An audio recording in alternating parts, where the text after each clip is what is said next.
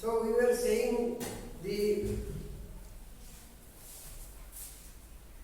first part, that is combination of two substances to form new substances.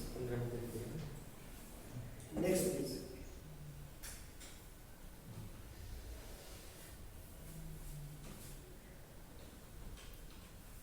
So this combination is there. Next.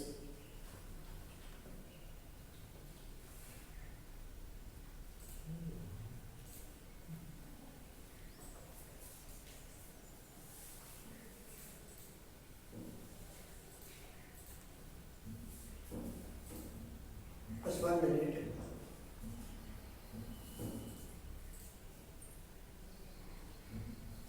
Next, decomposition reaction.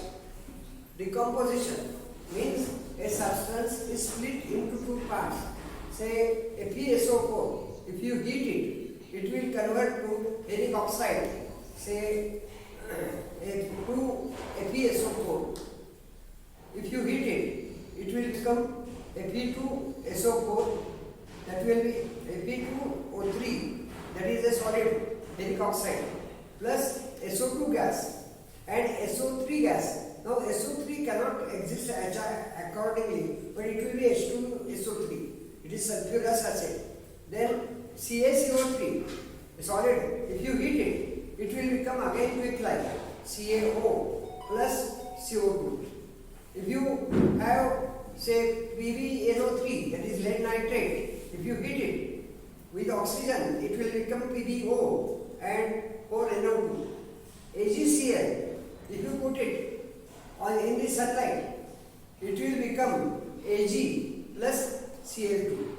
You might be knowing AgCl is used mainly for using it engraving the material, etc. Earlier this silver nitrate was used for many film processing also.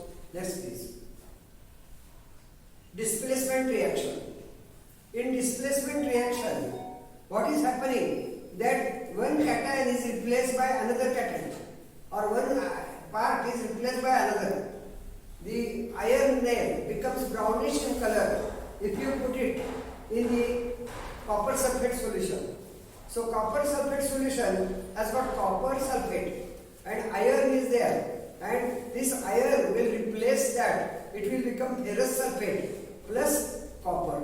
So that copper will get deposited on the iron nail. So you have got a coating of copper over the iron that can be used by this displacement reaction.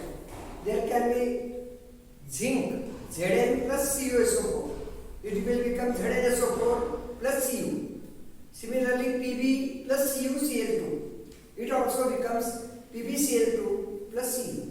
So like this, displacement means the cation or the first part gets replaced by another. It will depend upon the reactivity of each element. Whatever is reactive will do the job and will take the favorite position. That means you can say the marriage also. One person goes and another becomes, he takes over. So similar thing, displacement. Next. Double displacement. In double displacement, they exchange both, say, sodium sulfate plus BaCl2, that is Na2SO4 plus BaCl2. They will exchange cation and anion, and they will become BaSO4 and NaCl. So BaSO4 plus 2 NaCl. This is a double displacement. Both cation is replaced, anion is replaced. Next please. Oxidation reduction. These oxidation reduction are very important reactions in the manufacture of materials and so many other things. We extract the materials by either oxidation, or you can reduce also some things and you can get the materials. So first, oxidation, copper, when it is oxidized, 2Cu plus O2. If you heat it, it will become CuO, copper oxide. But if you, that copper oxide, if you heat it with hydrogen, it will again get converted to Cu plus H2. That means oxidation can get converted to back to same place by reduction. So there is a picture showing oxidation If you give heat, you will get CO plus H2O. Reverse, if you reduce, again give the heat and you will get again CO. Similarly for the zinc oxide. Zinc oxide, if you burn it with carbon, it will become Zn and Cu. So for recovering zinc from its Zn oxide, what you have to do? You have to burn it with carbon. So you take coal, take the ZnO, burn it together, the carbon will combine with that, you will get Zn plus U. Similarly, MnO4, manganese dioxide, if you add HCl, when HCl is added, now it is not considered an acid, but the H is considered, and then H reduces, it becomes MnCl2 plus 2H2O plus Cl2. Next please. So what are the effects of oxidation reduction? The most important effect from our human business is corrosion. Most of the iron materials get corroded. So in the all you can see even the lead paint also gets blackened. So many things happen only due to this particular corrosion. Now this corrosion has destroyed so many iron structures. With time they get destroyed. Similarly in the concrete, if the steel is there, but if the steel is not properly having cover of molybdenum or some other thing, it is not stainless steel, then it will get corroded. And once it is corroded, then it will lose the contact with the cement and it will lose the strength and the bridge will collapse. So bridges, buildings collapse due to such things. You can see in the all area in the Mumbai and sea coast area, there all buildings do not have a proper color and other things because most of the color gets faded due to this particular acidic and some other materials. Then rancidity. Rancidity means oil, fat oil and other things. If you keep it for a long time, suppose buttermilk, if you keep it for a long time, butter also if you keep it, then it will give very bad smell.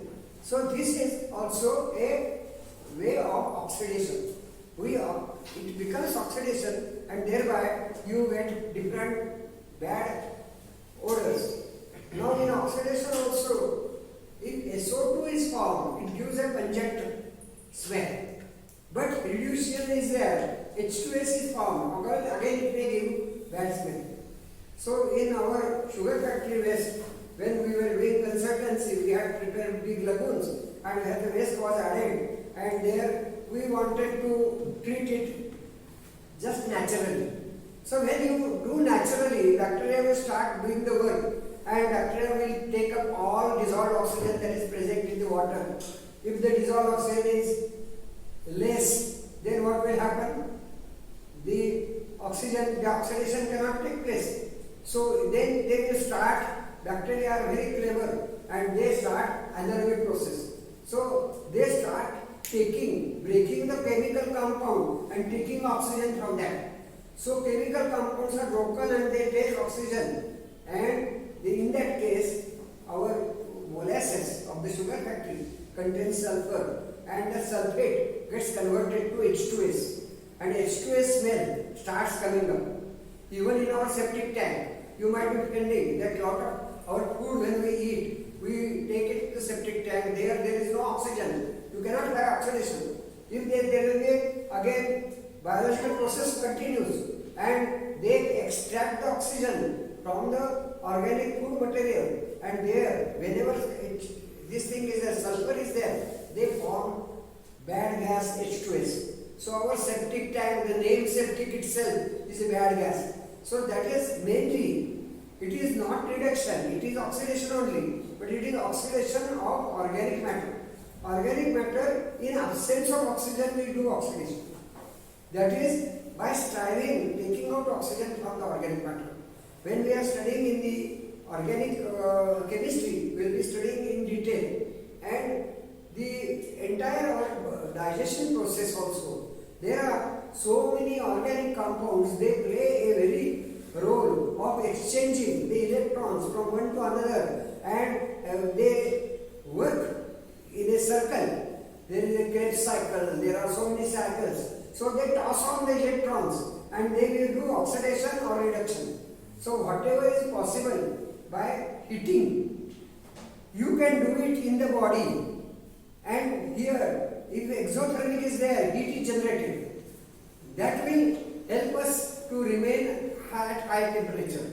So when we eat the food, heat is generated, but it is not the heat generated as suppose paper is burned. If you burn the paper, there will be intense heat generated. If such heat, if the same reaction occurs in the body, what will happen? All our cells will get burnt up. It doesn't happen. So they just do that job step by step. They will just toss on the materials, and there are some molecules, specific molecules, which help in this thing. ATP and other things are there, and they do this particular job of taking parcel from one to another, and they go on shifting it so that heat is generated very slowly and very quickly. Or sometimes they just grab the heat. The ADP becomes ATP. It has got the heat. It goes there, like our Zomato or some other thing. They go there, and to the cell where they want heat, they will become again ADP. They will give the energy. So energy transfer is not through heat, directly temperature, but through chemicals. And this is all possible due to carbon dioxide and water which are there on the earth. So this particular part, that is why earth is having life, why all other planets do not have life. The main thing is we have got water, we have got carbon dioxide, and we have got such a gravity that both air and water remain on the planet. So all these three things make our life possible. This is not possible on other planets. We were searching on Mars whether water is there or like that. They were not found. We could not find. We may have to create capsules there and put carbon dioxide and other things and start growing the plants. Such things are possible, but for the time being, for our lifespan at least, we can say we have to rely on the earth. So Earth's environment is very important. So our environmental science has become an important issue, and that is why government has made it a compulsory in all subjects. So environmental science mainly deals with the chemistry, and that is life chemistry. We shall discuss in the next lecture. Thank you very much. Sir, also